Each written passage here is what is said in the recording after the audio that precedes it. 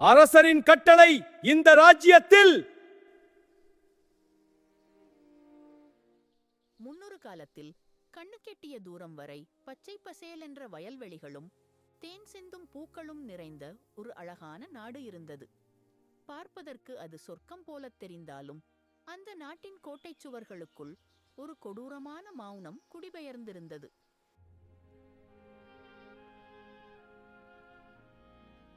அந்த நாட்டு அரசன் அறிவில் சிறந்தவனாக இருந்தாலும் அவனது இதயத்தில் ஈரப்பதம் வற்றி போயிருந்தது. பயன்பாடு இல்லாத எதுவும் பாரம் என்பது அவனது கொள்கை. ஒரு நாள் அவன் ஒரு விசித்திரமான, அதே சமயம் நெஞ்சை பிளக்கும் ஆணையை பிறப்பித்தான்.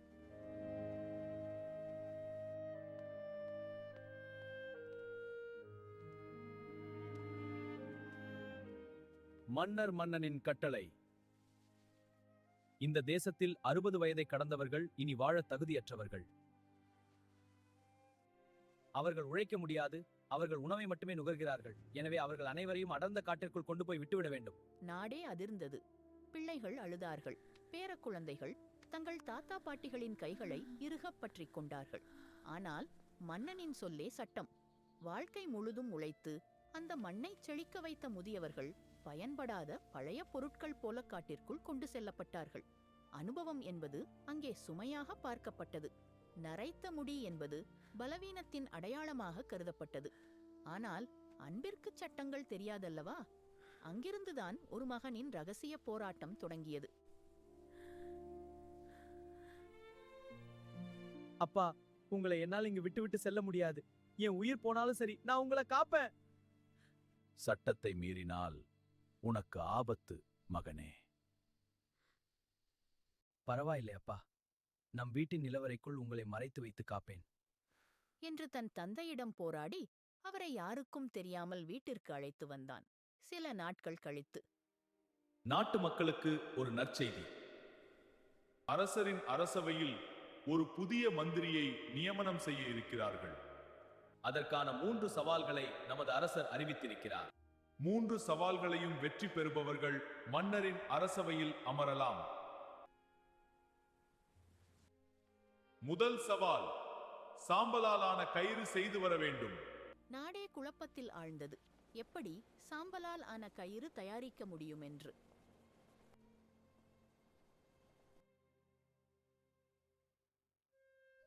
என்ன மகனே, குழப்பத்தில் இருக்கிறாயா? அப்பா, ராஜா சாம்பலால் கயிறு கேட்கிறாரு. சாம்பல் எப்படி கயிறு செய்ய முடியும்? மகனே, நான் சொல்வது போல செய். மறுநாள் காலை தன் தந்தையின் அறிவுரையின்படி ஒரு வட்ட வடிவிலான தட்டில் மூடி போட்டு கையில் எடுத்துக்கொண்டு அரண்மனை நோக்கி நடந்தான். உள்ளே இருந்த சாம்பலாலான கயிற்றை கண்டவுடன் மன்னர் ஆச்சரியத்தில் ஆழ்ந்தார். அருமை. அடுத்த சவால். யாரெங்கே அந்த சங்கை எடுத்து வாருங்கள். இரண்டாவது சவால், இந்த வளைந்த சங்குக்குள் நூலை கோர்க்க வேண்டும். மீண்டும் தந்தையிடம் அறிவுரை கேட்டான். எப்படி இந்த சங்கிற்குள் ஒரு முனையில் விட்ட நூலை மறுமுனையில் எடுக்க முடியும் என்று அவர் சிரித்துக்கொண்டே கூறினார். மறுநாள் காலை அரண்மனை நோக்கி சென்றான்.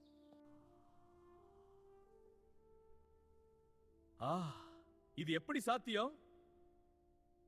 சரி, இதோ இறுதி சவால். இதோ இந்த முரசு. யாரும் அடிக்காமல் இது தானாகவே ஒலிக்க வேண்டும். இல்லையே உன் தலை உருளும். பதற்றத்துடன் தன் தந்தையிடம் அரசவையில் நடந்தவற்றை கூறினான். அதை கேட்ட தந்தை, பயப்படாதே மகனே, நான் சொல்வது போல் செய் என்று சிரித்தார். ஆம், நாடே பெரும் பரபரப்பில் மூழ்கியது.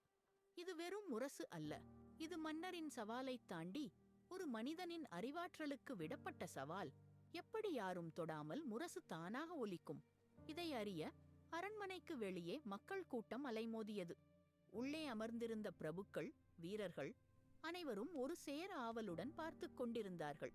ஒவ்வொருவரின் கண்களிலும் கேள்வியும், அந்த பையன் என்ன செய்யப் போகிறான் என்ற எதிர்பார்ப்பும் நிறைந்திருந்தது. நேரம் நகர நகர அமைதி ஆழமாகியது. அந்த முரசின் மீதுதான் அனைவரின் எண்ணங்களும் பதிந்திருந்தது.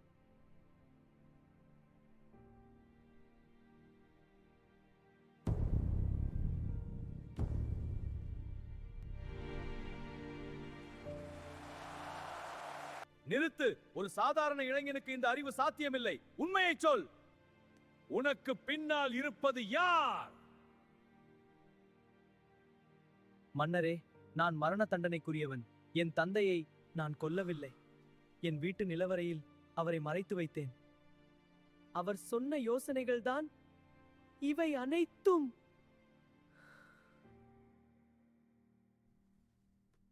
சரி, எப்படி இதை செய்தாய் என்று கூறு. கயற்றை உப்பு நீரில் நனைத்து தட்டில் வைத்து எரித்தால் அதன் சாம்பல் கயிறு வடிவத்திலே இருக்கும். ஓ, சரி. சங்கினுள் எப்படி நூல் நுழைத்தாய்? எறும்பின் காலில் நூலை கட்டி சங்கின் மறுமுனையில் சர்க்கரையை வைத்தால் எறும்பு நூலை இழுத்துக்கொண்டு உள்ளே செல்லும். ஓ, என்ன ஒரு சிந்தனை. சரி, இந்த முரசு எப்படி தானாக இசைக்கிறது? முரசின் உள்ளே வண்டுகளை அடைத்தால் அவை வெளியேறத் துடிக்கும் போது முரசு தானாக ஒலிக்கும். முதுமை என்பது பாரம் என்று நினைத்தேன். ஆனால் அது அனுபவத்தின் பொக்கிஷம் என்பதை இன்று உணர்ந்தேன்.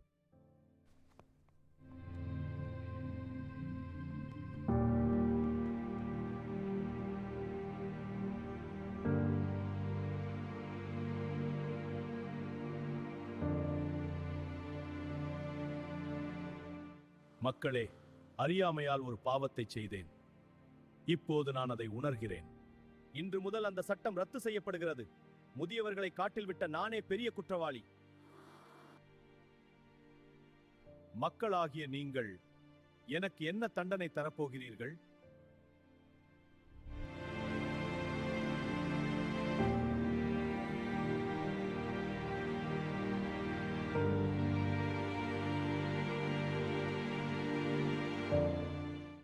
மன்னரே, உங்களை நீங்கள் திருத்திக் கொண்டதே எங்களுக்கு கிடைத்த வெற்றி. இனி இளமையின் வேகமும் முதுமையின் விவேகமும் இணைந்து இந்த நாட்டை ஆளட்டும்.